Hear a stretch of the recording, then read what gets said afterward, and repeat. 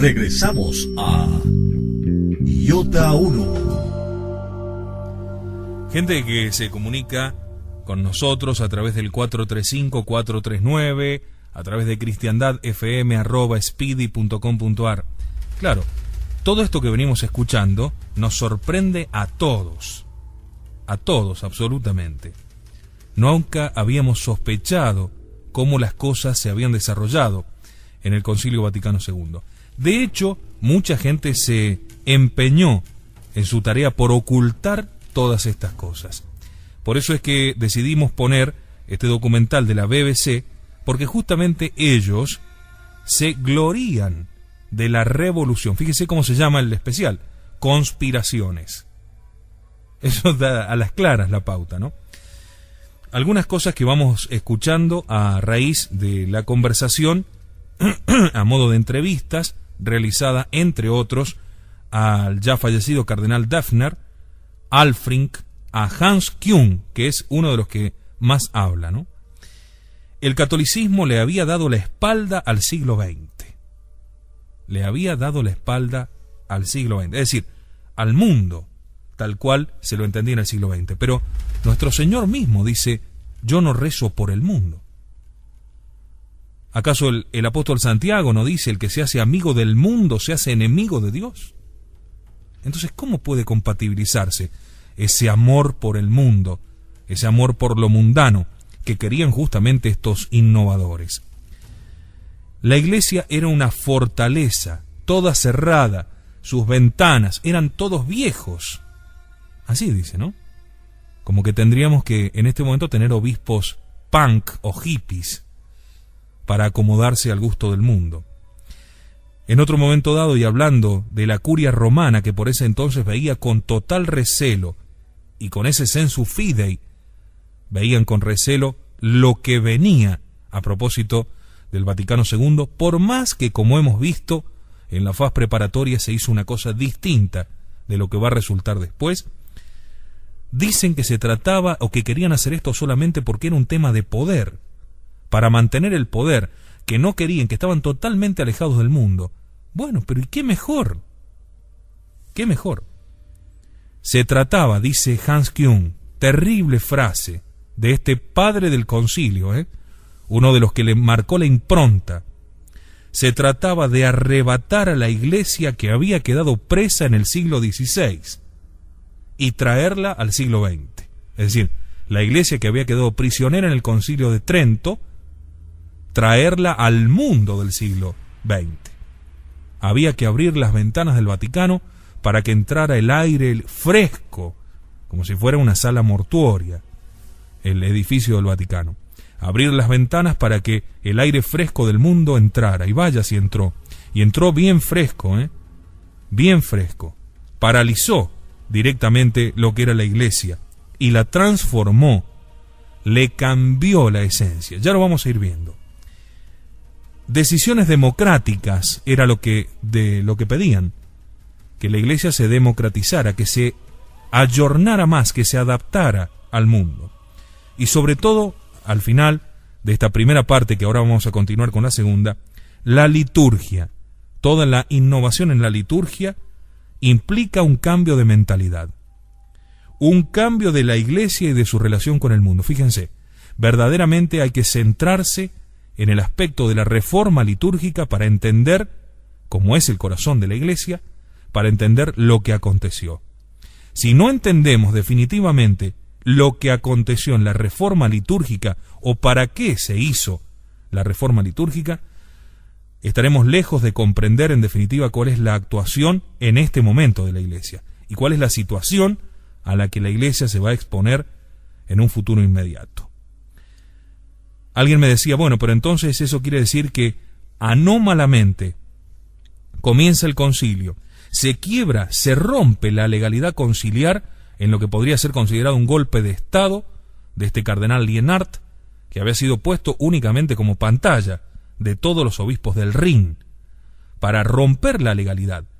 Se quita a todos los presidentes, se borran todos los temas y el concilio aparece totalmente nuevo, sin ninguna base, sin ningún esqueleto. Esto es factible, sigue siendo legal, ¿Sigue asistiendo el Espíritu Santo? Bueno, muchas preguntas. Una de esas, que nos hacía justamente alguien que estaba escuchando el programa, nos decía, bueno, pero entonces, ¿todos los documentos son malos?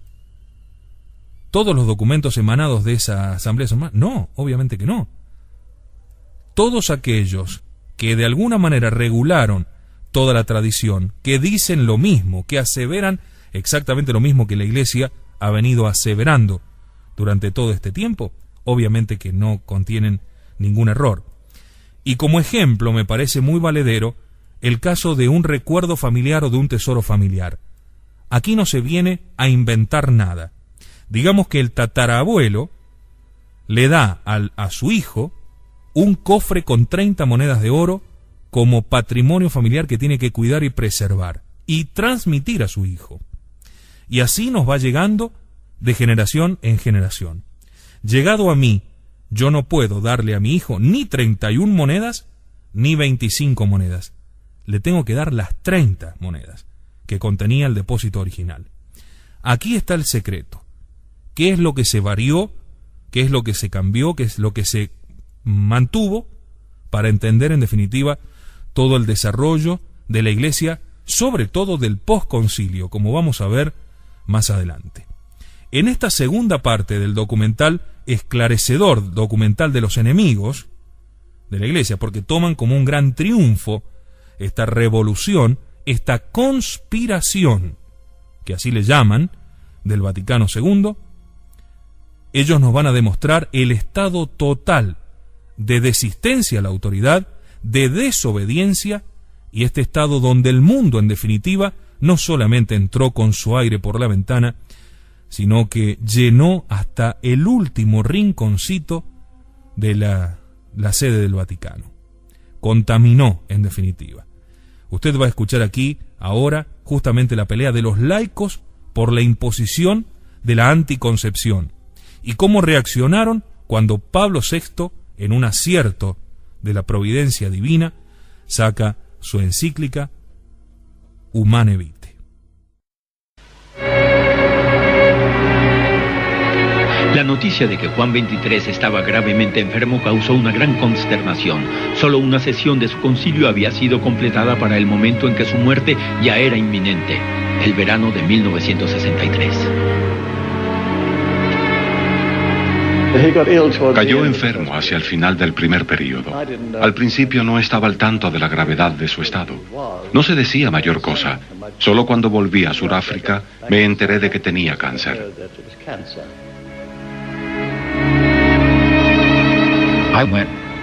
Fui directo a la plaza de San Pedro. Eran torrentes de personas. Era como una gran misa de vigilia por una de las grandes personalidades del mundo.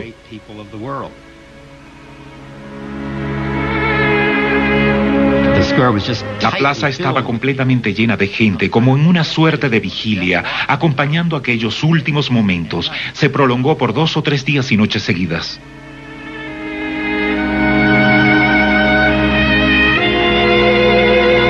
Había reinado poco menos de 5 años, pero logró iniciar una transformación en la forma en que se había conducido la Iglesia durante los últimos 4 siglos. Cuando un papa muere, los dirigentes de la Iglesia asisten a Roma para enterrarlo, y el discreto proceso de elegir a un sucesor empieza de inmediato.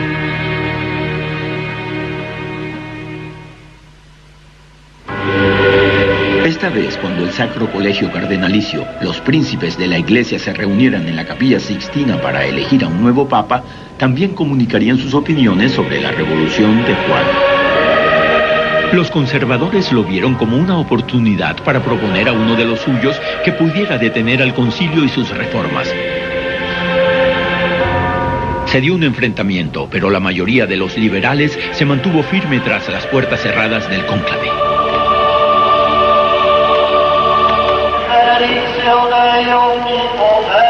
Giovanni Montini toma el nombre de Paulo VI. Más tarde fue visto como un mediador entre conservadores y liberales, pero fue electo como el hombre que seguiría la revolución de Juan. Paulo VI era un seguidor de Juan XXIII y era un activista del ayornamiento de Juan XXIII. Pudo haber suspendido el concilio de inmediato en ese preciso lugar. De hecho, estaba contemplado entre los asuntos a elegir si deseaba que el concilio continuara o que fuera suspendido. Él decidía. Sospecho que en esas discusiones privadas que sostuvieron en el cónclave que lo había elegido, él insistió en que el concilio debía continuar, y así los cardenales se adelantaron y lo eligieron como papa por esa precisa razón.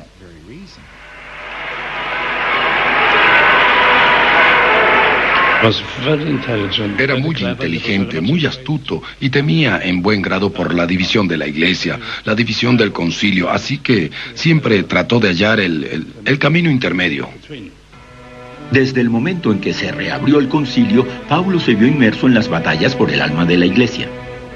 Lo más terrible, un foco de conspiración de ambos lados que giraba en torno a la libertad de religión. La Iglesia nunca había aceptado la libertad de religión porque exigía para sí el monopolio en la verdad absoluta. En el siglo XIX, varios papas condenaron la libertad de religión y los derechos humanos. Prácticamente se consideraba una invención del diablo. Pensaban: somos los únicos que tenemos la razón. La nuestra es la verdadera Iglesia, y debemos impedir que otras religiones se promuevan o adoctrinen. La nueva generación de obispos buscaba la clase de revolución que la mayoría de las sociedades occidentales ya había enfrentado un siglo y medio antes. Creían que era la hora de que la Iglesia aceptara la democracia y los derechos humanos.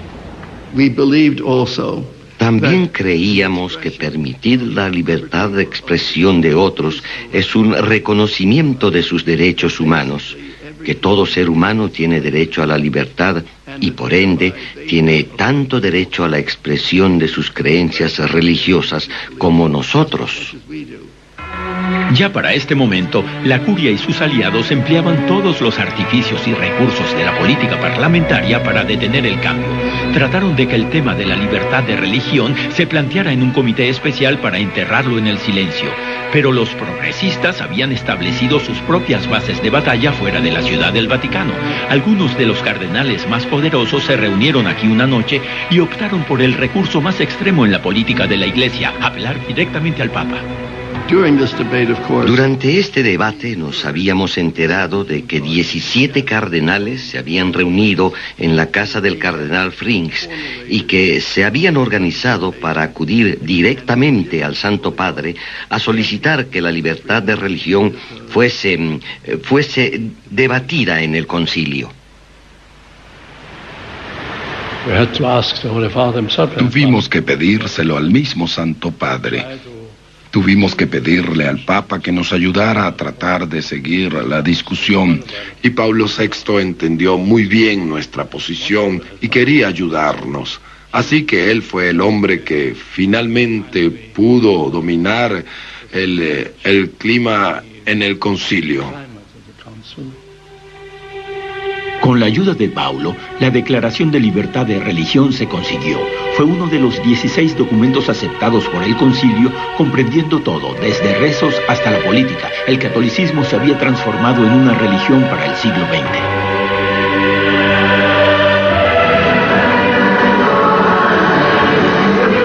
Lo que los obispos habían decidido en el concilio solo era el comienzo de la revolución.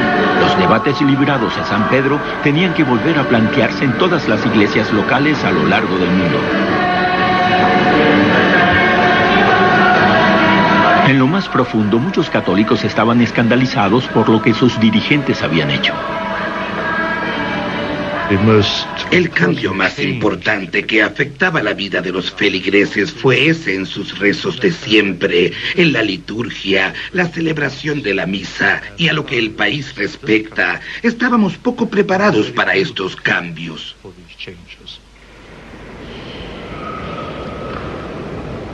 Through him, with him, in him, in the unity of the Holy Spirit, all glory and honor is yours, Almighty Father, forever.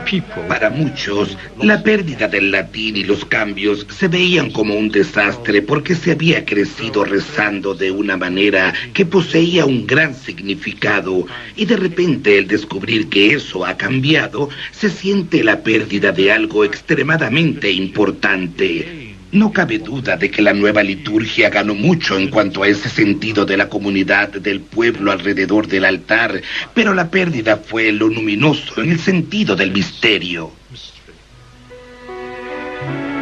Para que los cambios funcionaran en el oratorio de Birmingham, la iglesia tenía que ser rediseñada para insertar el altar dentro del cuerpo del edificio. Pat Fleetwood Walker y su esposo Colin eran feligreses modelos. Él era un arquitecto y diseñador de interiores, así que los padres del oratorio solicitaron su ayuda. Una vez que los padres del oratorio habían aceptado el hecho de que el altar debía dar la cara a la gente, ellos ciertamente le pidieron a Colin, como diseñador de interiores, que viniera a ayudarlos a situar el altar de cara a la gente y para que decidiera la mejor locación para ello. Una tarea difícil cuando una iglesia se ha diseñado para la misa tradicionalmente medieval. Se le ocurrió la idea de situar un altar temporal frente a la gente que quedaría lateral a la longitud de nuestra iglesia, lo cual nos pareció bastante descabellado. Se decidió volver al acostumbrado altar alto. Manifestamos fuertemente nuestro desacuerdo con los padres. Les dijimos que creíamos profundamente en que debíamos tener acceso a la misa en su forma más íntima y que el padre debía estar de frente a la gente. Y cuando no prestaron atención, mi esposo Colin protestó saliendo del ofertorio.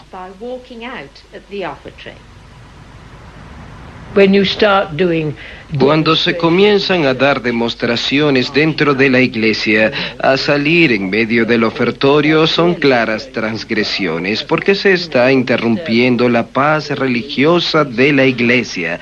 Se están empleando métodos casi políticos para conseguir sus fines. Parroquias en todo el mundo aún no se recuperan de las heridas causadas por las disputas amargas sobre la nueva forma de misa. Algunos católicos tradicionales optaron por abandonar la iglesia. Pero una tormenta aún más agitada estaba por llegar.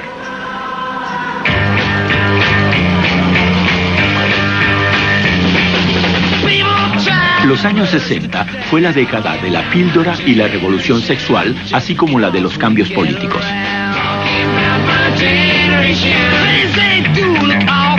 Los católicos de la nueva iglesia moderna del Papa Paulo esperaban que el espíritu revolucionario detrás del concilio pudiera cambiar la doctrina tradicional de la iglesia al aceptar también la contracepción.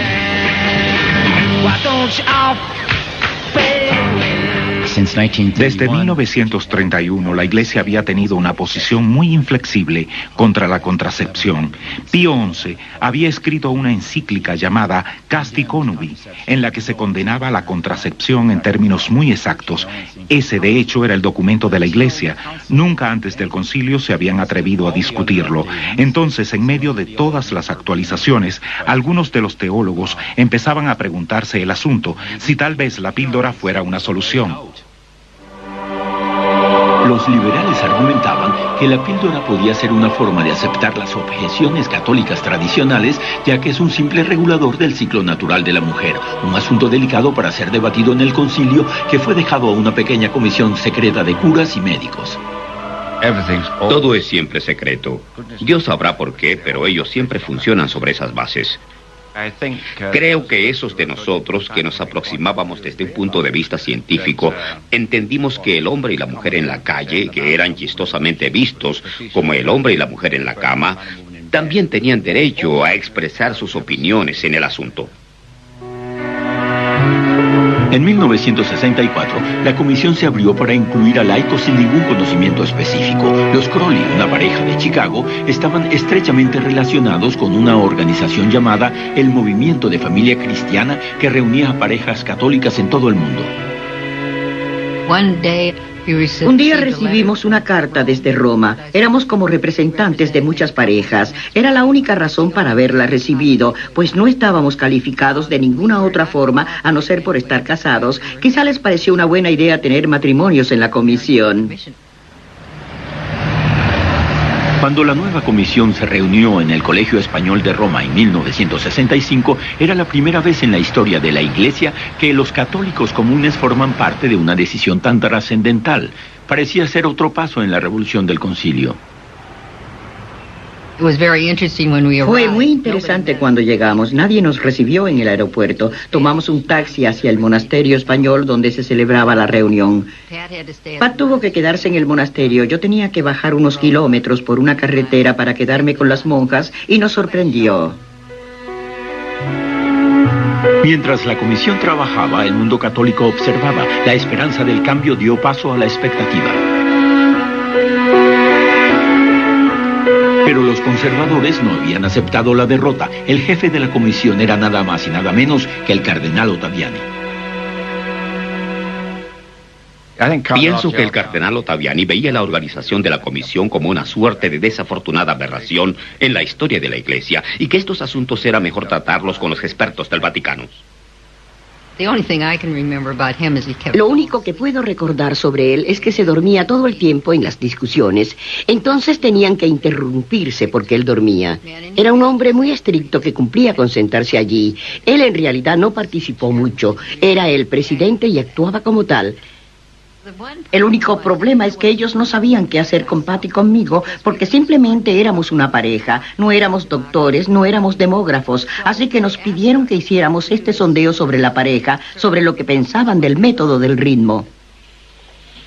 Los Crowley recogieron opiniones de unas 3.000 parejas de 18 países. El método del ritmo, que aprovechaba el tiempo infértil del mes para evitar la concepción, era el único anticonceptivo permitido por la Iglesia. Era el primer intento por conocer los sentimientos de los católicos comunes sobre la doctrina. Cartas de la investigación de Crowley. Me sentía como un termómetro humano. Mi esposo y yo somos muy unidos.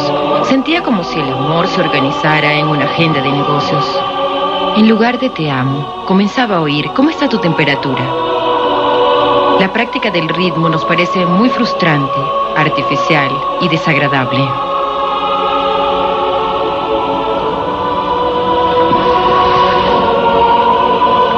Me parece que cualquier obispo que defienda el ritmo debe tomarse la temperatura rectal durante unas semanas. Opinamos que si los clérigos se tomaran la temperatura rectal, los matrimonios católicos no estarían esperando aún por una respuesta a favor de la anticoncepción.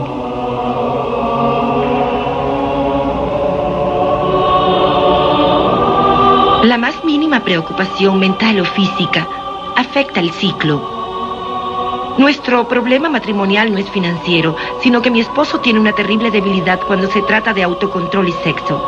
Si no respondo a todas sus peticiones, se vuelve un hombre muy peligroso para mí.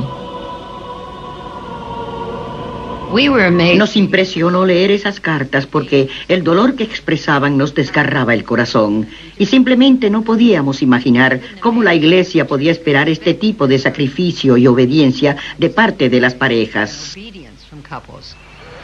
En la primavera y el verano de 1966, la Comisión del Control de la Natalidad trabajó a su manera a través de los argumentos a favor y en contra de la doctrina de la Iglesia. En junio, todos menos una minoría estaban convencidos del cambio. Como sabíamos que el cambio sería trascendental, teníamos preparado una especie de documento parcial con 4 capítulos explicándole por qué sucedía esto y cómo habíamos llegado a ello.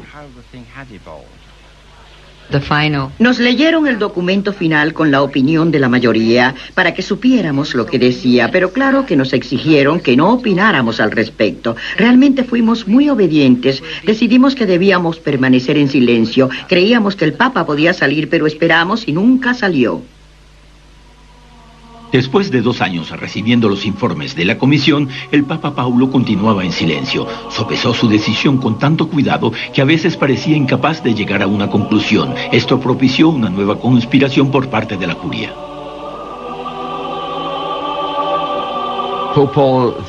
El Papa Paulo VI a veces era llamado el Hamlet de Milán. Era por un lado un hombre de la curia romana, por otro un intelectual. Ciertamente estaba agonizando. Aún recuerdo cómo con su gesto dijo: bien, ya no tengo que estudiar estos documentos. Finalmente debo tomar una decisión. Realmente estaba agonizando.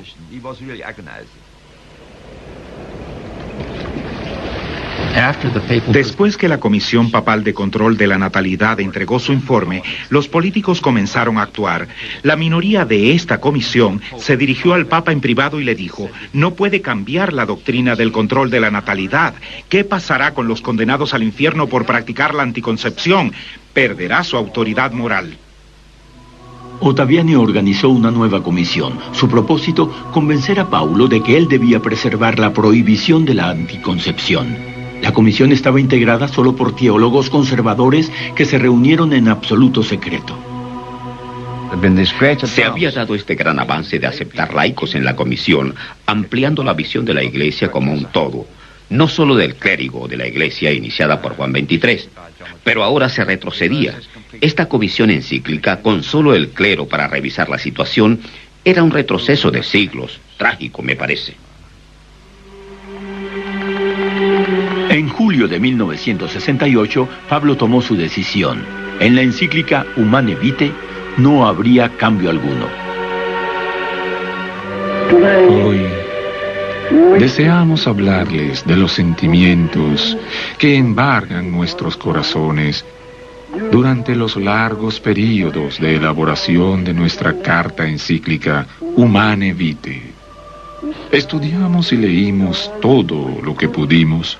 Consultamos a personalidades eminentes. Esperamos que este documento sea aceptado por su verdad.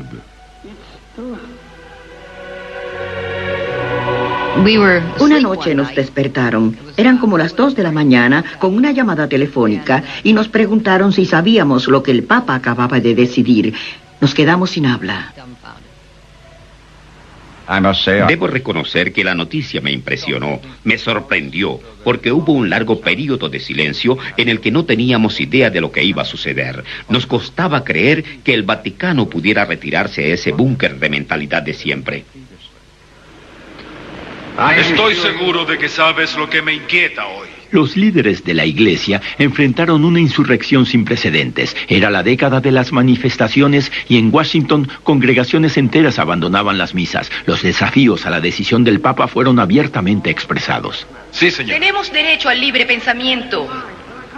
Muy bien, gracias. Tenemos derecho de ir a otra iglesia. Gracias. Tenemos derecho de hacer lo que sea para ayudar y asistir a la gente. A menudo los obispos y cardenales estuvieron de acuerdo con los protestantes en los bancos, aun cuando debían defender al Papa públicamente. En Gran Bretaña, los católicos salieron a las calles. Casi todo el mundo había dado por hecho que el Papa optaría por el cambio. Estaba indignado, bastante asombrado. Lo vi como algo inhumano. La Iglesia estaba pidiendo al pueblo que se comportara en una forma casi inhumana por el hecho de tener que obedecer a la Iglesia. Primero nos conmocionó y sorprendió. Luego nos llevó a la acción y un grupo de nosotros, incluyendo a John Challenor, organizó un ruego en la Catedral de St. Chad. Implorábamos a los líderes de la Iglesia y a Dios mismo para que implementaran el cambio e iluminaran a esos en Roma. Me imagino que mientras pasaba el tiempo, fue llegando la desilusión y desmoralización, porque podíamos intuir cuál sería la palabra final. Para nosotros era un punto determinante. Fue entonces cuando abandonamos la Iglesia.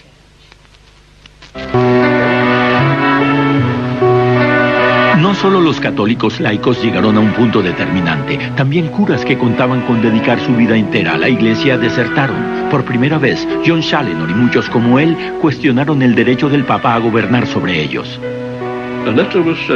Se envió una carta al Times firmada por 55 curas. Solo decía: respetamos la decisión del Papa en cuanto a su conciencia se refiere, y si él piensa que esto es correcto, entonces él obviamente tiene el derecho a decirlo. pero no estamos de acuerdo con él. Pienso que los mismos padres en su totalidad sintieron que yo había divergido notablemente de la fe católica como ellos la entendían.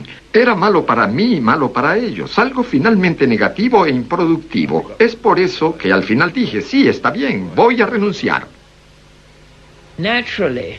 Naturalmente hubo un sentido de alivio en la comunidad, como se daría en cualquier hogar en el que se tiene un hijo disidente que solo causa problemas.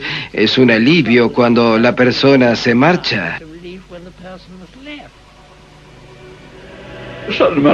Una cierta cantidad de rabia e indignación queda en la obstinación y la estupidez de la vieja guardia. Yo los llamaba los Borbones. Eran las personas que no habían aprendido nada ni olvidaron nada. Esos conservadores arquetipales. Millones de católicos decidieron permanecer con la Iglesia, pero simplemente ignoraron las doctrinas del Papa. Algo bastante nuevo había sucedido. Los católicos fieles comenzaron a preguntarse si su iglesia realmente poseía la verdad absoluta. El Papa Paulo había actuado para proteger su autoridad. Hoy parece que su decisión la fracturó irreparablemente. Cuando Humane Vitae salió a la luz, se desencadenó todo un cuestionamiento acerca de la autoridad responsable, que era simplemente inaceptable, porque no sonaba a verdad el resto. Así que esto sí sometió a la duda la autoridad de la Iglesia.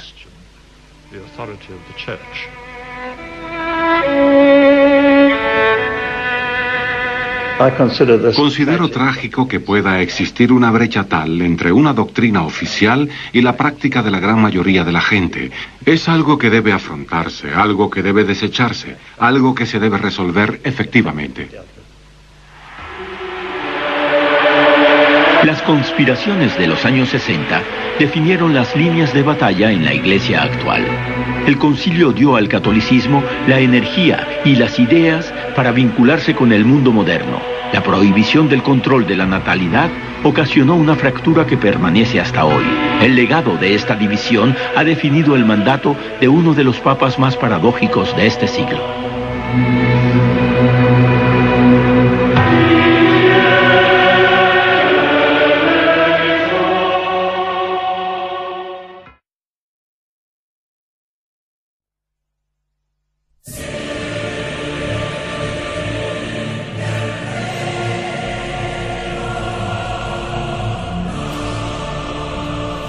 Muy bien, llegamos así al final de este encuentro con Iota Unum, historia de las transformaciones de la Iglesia Católica en el siglo XX. Queríamos comentarle justamente y mostrarle este documental hecho por la BBC, muy bueno, realmente muy bueno, que tiene que ser tomado en clave negativa, claro está, pero que en definitiva nos arroja una luz concreta. Usted fíjese cómo la desistencia a la autoridad, por un lado, o sea, esa mano corta que no se animaba a ejecutar las órdenes por parte del Papa Pablo VI, pero también esta actitud que ya se había insertado en el corazón de los católicos, sobre todo de los católicos europeos y norteamericanos, de que querían una iglesia protestantizada, a tal punto que ellos mismos se tenían como los verdaderos directores acerca de la moralidad. Ya la moral y la verdad, por eso lo que se discute es la verdad absoluta, ya no van a estar fuera de nosotros, dicen los modernistas, como sucedía y como sucedió siempre desde nuestro Señor en adelante. La verdad fuera de nosotros, y nosotros adherimos o no a ella. Ahora, la verdad, gracias a los modernistas, va a estar dentro de cada uno de nosotros. Y aquí entonces, si no hacemos lo que queremos, luego no era la verdad. Por eso se discute la autoridad papal, por eso se dice que muchos millones de mujeres se quedaron dentro de la iglesia, pero decidieron íntimamente no seguir la doctrina del Papa. Luego, ¿dentro de qué iglesia se quedaron? De la iglesia que se inventaron ellos. O se está con la iglesia o no se está. O se mantiene la línea desde Pedro en adelante hasta Juan Pablo II, o no se la mantiene. analizaremos a posteriori distintas alternativas de lo que sucedió en las sesiones del Concilio Vaticano II el próximo miércoles en Iota Unum. Y este documental que hemos escuchado de la BBC lo volveremos a reiterar también en Los Caballeros de la Mesa Redonda este viernes desde las 22, porque realmente hay mucho jugo para ir sacándole. Usted, mientras tanto, puede llamar a nuestro teléfono, dejar allí su mensaje, su opinión, su duda, su comentario, su crítica, porque en definitiva también nos interesa escuchar lo que usted está dispuesto a decirnos. Muchas gracias, hasta un próximo encuentro.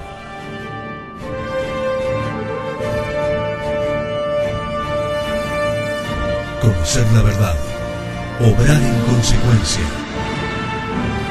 descubrir en la filosofía y la teología la clave de la actual crisis de la Iglesia Católica.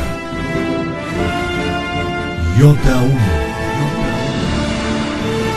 Historia de las transformaciones de la Iglesia Católica en el siglo XX.